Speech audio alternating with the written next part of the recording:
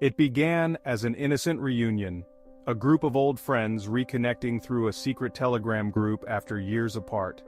The group, consisting of David, Emily, Michael and Lisa, had once shared unforgettable summers together. Their messages were filled with nostalgia, revisiting childhood memories, inside jokes and shared experiences. But lurking beneath their conversations was a dark secret they had buried for years, the mysterious disappearance of their friend, Ethan. Ethan had vanished one summer during a seemingly harmless prank orchestrated by the group. He had always been the quiet, odd one out, and teasing him became a routine. But one day they went too far. Ethan was left alone in the dense woods, terrified and begging to come back. When they returned for him hours later, he was gone, leaving no trace. After a failed search, the friends vowed to never speak of that day again. As the Telegram group rekindled their connection, a new member suddenly joined, a user named Watcher. At first they laughed it off, assuming it was one of them playing a joke. But Watcher didn't engage in playful banter. Instead, he sent chilling, cryptic messages. "I know what you did. The past is never buried." A cold silence filled the group chat as the friends' worst fears resurfaced. David was the first to experience the terror. He stopped responding in the chat after sending a cryptic message, "I feel something cold around my neck." Hours later, the group received a horrifying video message from Watcher. The footage, grainy and shaky, showed David alone in his bedroom, pacing nervously.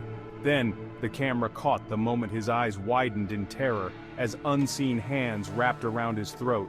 He clawed at his neck, gasping for air, before his body was violently lifted into the air and slammed against the wall. The video ended with David's lifeless body hanging from a tree, his eyes frozen in an expression of pure horror. The group was paralyzed with fear, unable to understand what was happening. Emily, usually the rational one, began to unravel. She was found days later, drowned in her bathtub. The authorities reported her death as accidental, but her hands were gripping her throat tightly, as if trying to push an invisible force away.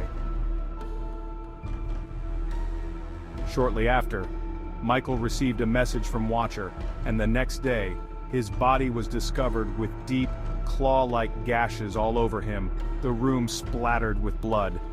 Each death was captured on video and sent to the group with the same chilling message, "Your turn." Desperation gripped Lisa, the last surviving member. She fled to the woods where Ethan had disappeared, hoping to escape the inevitable. But the whispers of the past followed her, Ethan's name echoing in the rustling leaves. As darkness fell, she felt cold hands dragging her deeper into the forest. Her final scream pierced the night air, but when search parties arrived, Lisa's body was never found. Only her phone remained, displaying a video of her blank eyes staring into the camera, the same eerie emptiness that haunted Ethan the day he vanished.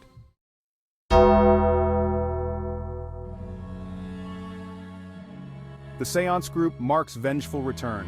The Séance group had always been a joke, just a fun, spooky way to pass time, but this time they pushed too far. Katie, Sarah, and Paul gathered on Telegram to conduct a virtual séance, hoping to contact their old friend Mark, who had died in an accident years ago. Mark had been the quiet, overlooked member of their group, often the butt of their jokes. Now they wanted to apologize and offer closure. The séance began as usual, candles flickered on video screens and they chanted Mark's name, but something went wrong. Their screens flickered and a message appeared, "You betrayed me."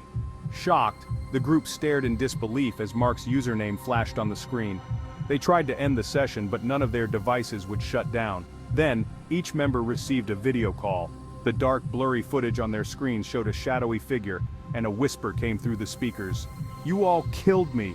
Mark's face appeared, pale, eyes hollow with a twisted smile. His voice, filled with fury, echoed through their ears, recounting their betrayal. Sarah, the first to fall, sat frozen as her reflection in the screen began grinning back at her. Her own hand, now possessed, reached for a knife on her desk. She tried to fight it, but it was useless. The group watched in horror as Sarah's reflection slashed her throat, blood spilling over the screen. Paul, haunted by the rumors he had spread about Mark that led to his isolation, awoke to find his room covered in blood, spelling out the word, liar. His phone buzzed repeatedly with distorted images of Mark's decaying face. As the smell of decay filled the room, an unseen force crushed Paul's windpipe, leaving him gasping for air. Katie was the last to survive. Desperate, she tried to flee, but the doors to her house wouldn't budge. Her screen displayed a loop of Mark's death, him screaming for help, his breath fading as his life ended in isolation. Katie had been the one who abandoned Mark the most, laughing as others bullied him, never offering him friendship. Mark hadn't died in an accident as the group had always believed. Katie had learned the truth but buried it deep.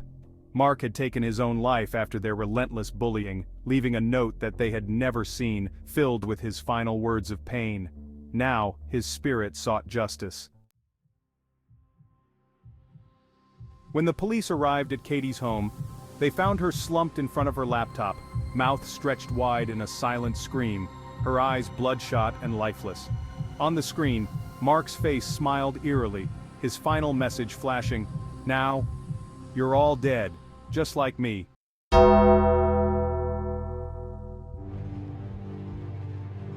Laura's Telegram group was her sanctuary, a place where she connected with her fans through her daily vlogs. She had always been open about her life, sharing mundane details with her followers, but one day, her safe space became a nightmare. A masked figure appeared in the background of one of her videos, unnoticed by her but caught by her followers, who flooded the comments asking who the figure was. Laura brushed it off as a prank, but the signs became harder to ignore. Strange symbols were carved into her apartment door and she started hearing footsteps outside her window late at night. Her messages to the group grew frantic, pictures of the symbols, voice notes filled with panic. Her final message was a chilling voice recording, "He's here, oh God, he's inside." Then, silence. Her followers waited in horror as Laura's screen went black. Moments later, a live stream appeared on her channel. The shaky, grainy footage showed Laura tied to a chair, her eyes wide with terror. A masked figure stepped into view, whispering her darkest secrets, taunting her as they circled the room. The figure revealed a knife, glinting in the dim light. As the group watched in helpless terror, the blade pressed against Laura's throat. Her scream was the last thing they heard before the screen went dark. Days passed with no trace of Laura. The police searched her apartment but found nothing. No signs of a break-in, no clues to her abductor's identity. Then the Telegram group members started receiving packages. Each contained a piece of Laura's jewelry stained with blood, along with video clips of the masked figure stalking new victims. It wasn't until the final package arrived that they understood the true horror. The masked figure revealed themselves as one of Laura's closest followers, someone she had unknowingly invited into her life. The stalker had been watching her for months, tracking her every move, waiting for the perfect moment to strike. The last video showed the figure standing outside another group member's home, camera zooming in on a window. The figure whispered one final, chilling message: "You're next."